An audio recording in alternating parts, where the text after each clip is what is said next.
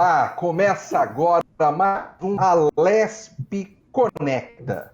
E o tema de hoje é Patrimônio Ferroviário Brasileiro.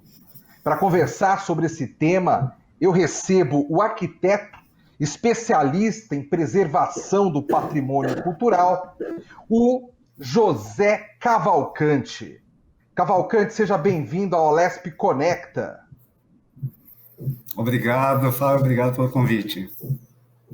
Obrigado você por tê-lo aceito. Cavalcante, falando de patrimônio ferroviário no Brasil, a gente está falando exatamente do quê? São apenas os trens, as locomotivas, ou o acervo é muito maior que isso? Fábio, o acervo é muito, mas muito e muito maior do que isso.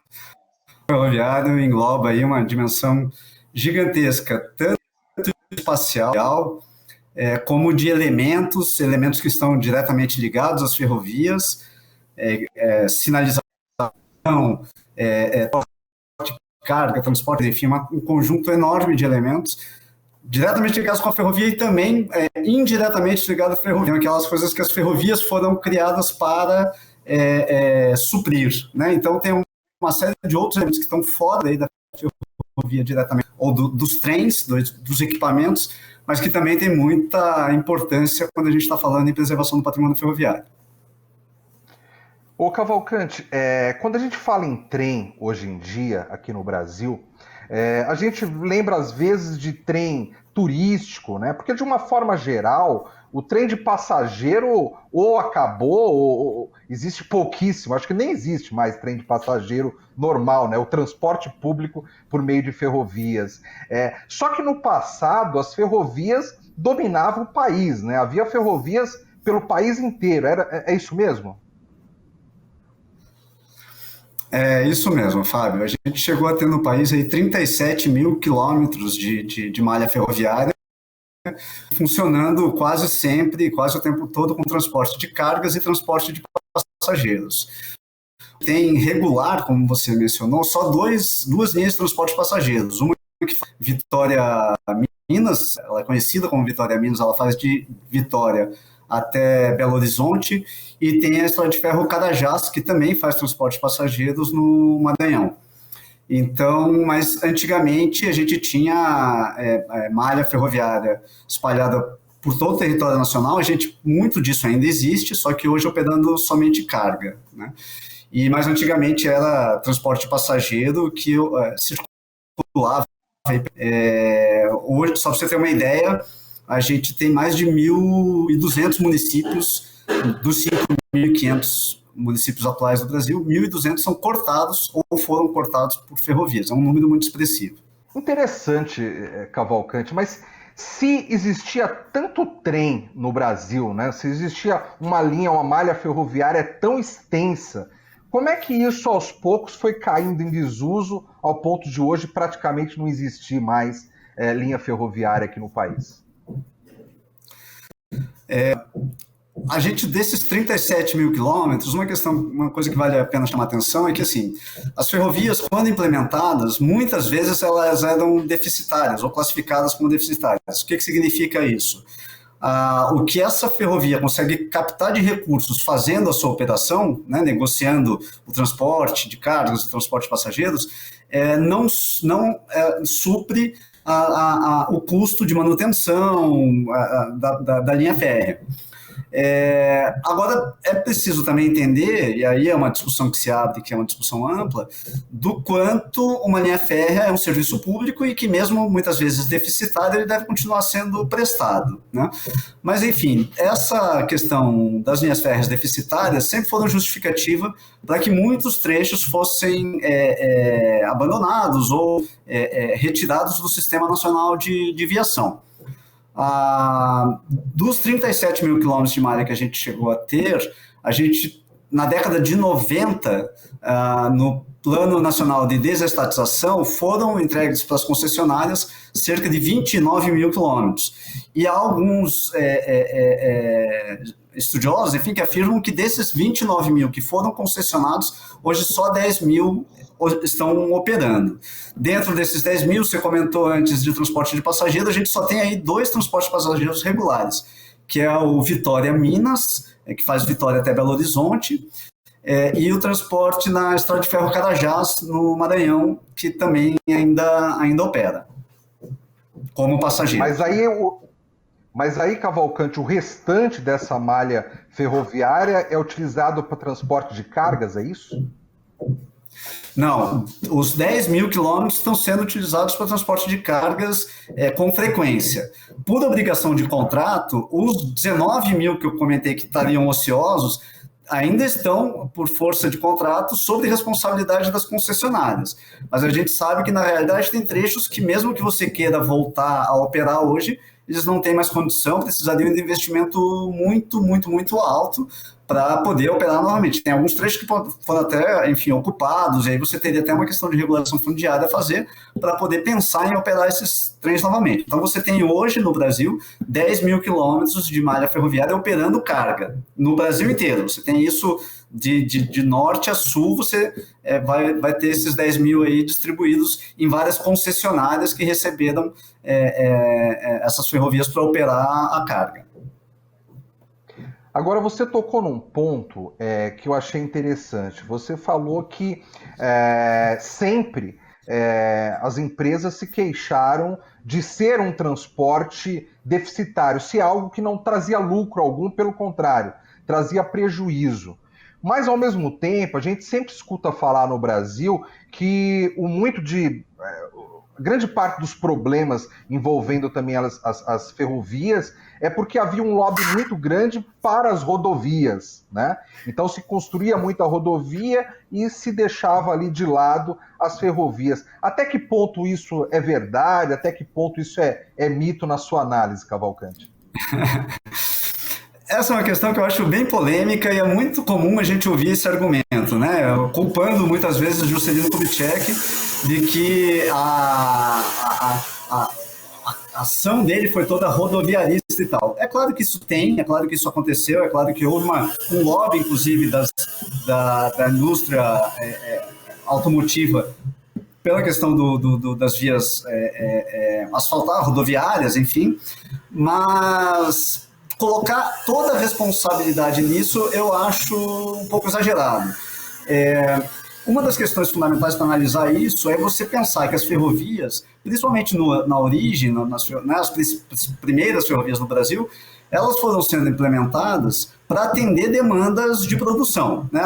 As principais ferrovias, a maior parte das ferrovias surgiram nesse sentido. Então, atender a indústria cafeeira de São Paulo, atender a produção de cana no Nordeste, a ferrovia sempre esteve ligada a essas produções. E com a dinâmica do país, enfim, com a dinâmica econômica, você às vezes muda essa forma de produção ou até o tipo de produção, mas a ferrovia não vai acompanhar na mesma velocidade. E aí a rodovia ganhou muito campo, né? Porque era muito mais rápido você chegar com uma rodovia até algum lugar, mesmo porque um próprio carreiro que vai se formando vai progredindo até se tornar uma estrada.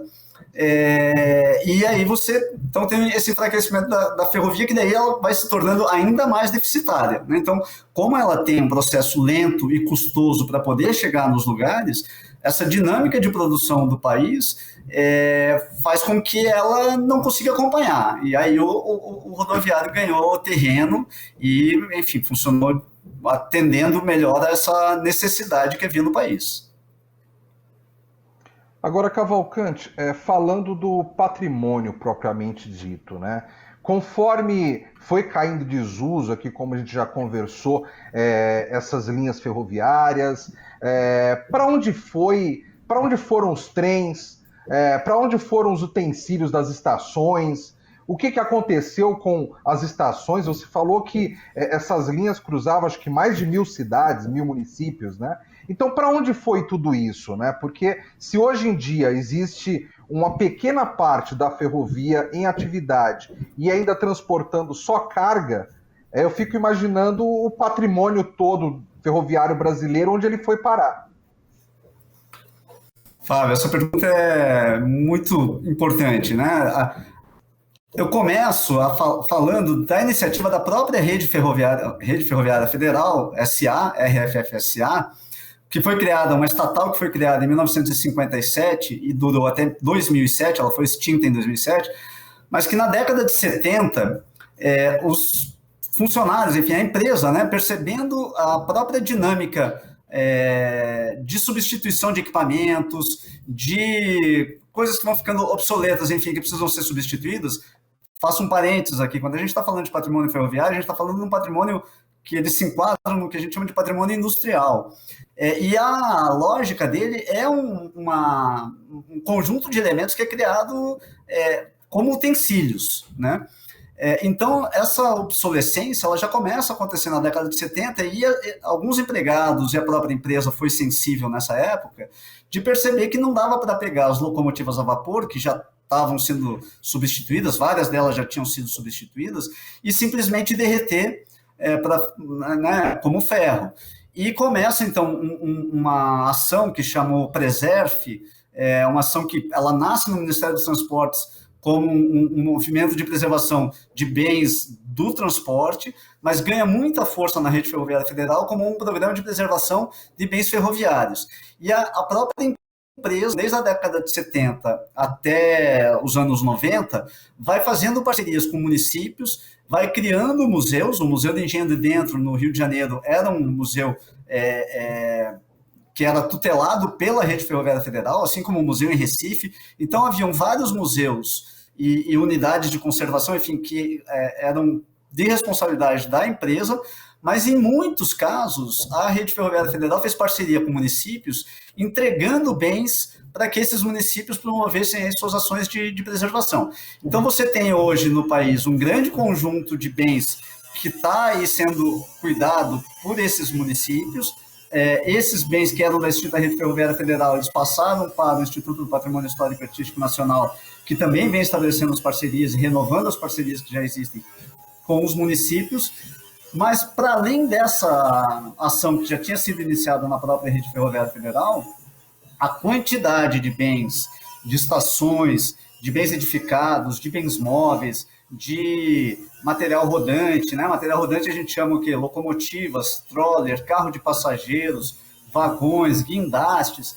É uma enormidade de itens que muito disso, infelizmente, vem se perdendo, mas existem iniciativas tanto dentro de governo, né? Tanto pelo Estado, como iniciativas particulares para ações de salvamento disso e ações de preservação disso. Mas, como você mencionou, a quantidade de elementos é muito grande e, infelizmente, muito disso se perde. Inclusive, acervo documental, enfim, é um acervo assim, muito grande, muito significativo e muito importante.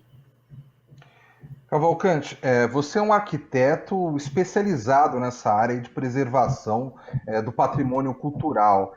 Você me fala que muito desse material todo foi repassado para os municípios ou por meio de parceria ali, de forma que esses municípios fizessem museus, preservassem isso. Só que a gente sabe que os municípios também eles têm muitas dificuldades, nem sempre conseguem investir o que gostariam na área de cultura, na hora que tem que cortar os gastos ali, a área de cultura sempre é a área que eles tiram ali do orçamento. Então, assim, mesmo esses municípios propuseram a cuidar desse acervo, eles conseguem cuidar como deveria, ou muitas vezes fica mais na teoria e o material se perde mesmo estando ali no domínio, na responsabilidade dos municípios? Olha, a gente tem as duas realidades, né? Mas eu posso dizer com segurança, se há muito do patrimônio ferroviário preservado hoje, esse trabalho se deve muito aos municípios. A gente tem exemplos de municípios que conseguiram cuidar desse patrimônio de uma maneira exemplar.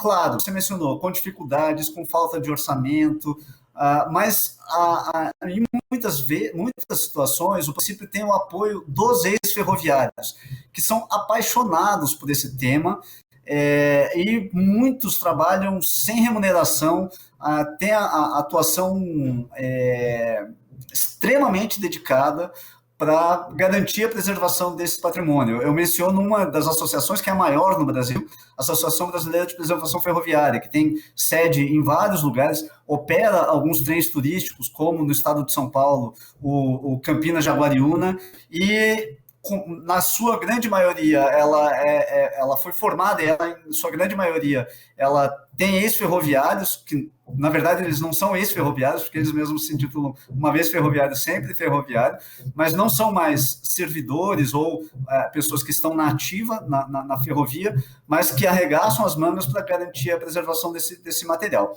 Mas existe sim projetos, propostas de municípios que às vezes são um pouco fora de uma realidade, às vezes querendo criar centros culturais ou mesmo trens turísticos, e que infelizmente não conseguem sair do papel, até porque a complexidade para se operar um trem turístico, por exemplo, é muito grande, o custo de manutenção é grande, nem todo município vai ter uma chuva de turistas que vai conseguir manter esse trem ferroviário, esse trem turístico, então é preciso um pouco de cautela nessa análise, nessa destinação para os municípios. Mas eles são um parceiro fundamental para garantir a preservação desse nosso imenso patrimônio. Cavalcante, você tocou num ponto agora que eu acho importante que a gente dê um pouquinho mais de destaque. Porque, realmente, quando a gente escuta hoje falar em preservação de ferrovias, muitas vezes são projetos implementados por alguma cidade. Você citou em Jaguariúna, eu já fiz o passeio em Jaguariúna, um passeio extremamente agradável, só que realmente é como você falou, nem toda cidade também vai conseguir fazer daquilo um ponto turístico atrativo, que se pague, né? Que pague as despesas, que talvez dê até um lucro para a cidade, né? Por meio do turismo. Você acha que às vezes falta um pouco de criatividade também para os municípios, para saberem usar esse patrimônio de outra forma que não seja necessariamente linhas turísticas? Acho sim, Fábio. Eu trabalhei muito tempo no IFAM e o que a gente mais recebia de proposta era de trens turísticos e centros culturais. E eu cansava de falar assim, vamos pensar em outros usos, vamos articular com os municípios para que se dê outros usos, porque mesmo que você pegue uma estação ferroviária, que muitas vezes está longe de um distrito municipal, às vezes você tem estações que estão em áreas rurais, e se esse edifício servir como uma escola rural, por que não? Né? As pessoas que vão morar ali vão entender que aquele leito ferroviário um dia operou trem, vão entender que muitas vezes aquele município onde ela mora surgiu em função da ferrovia, então essa criatividade que você comenta, ela é fundamental. Claro que se tem um uso cultural, um uso turístico, que são inclusive elementos que estão na lei que fez a extinção da rede federal, melhor, mas não há espaço e demanda para tanto centro cultural e tantos trens turísticos, então é preciso avaliar, é preciso ter criatividade, pensar outros usos e aproveitar esse conjunto de bens que desperta na sociedade como um todo muita vontade de preservar. Né? Essa é uma das grandes questões do patrimônio ferroviário, que assim, todo mundo se identifica com aquilo e entende a importância de se preservar esse patrimônio. Então, criatividade é muito necessária. Você falou uma outra coisa que me chamou a atenção, que você falou do orgulho dos trabalhadores ferroviários, né? Que mesmo hoje aposentados, eles não se consideram ex-trabalhadores, se consideram ferroviários, né? E enquanto a gente estava conversando em off antes de começar o programa, você até falou para mim que antigamente esses trabalhadores ferroviários eles tinham até um status social, né? Era interessante no Brasil você ser um ferroviário, você tinha orgulho de dizer que era um ferroviário.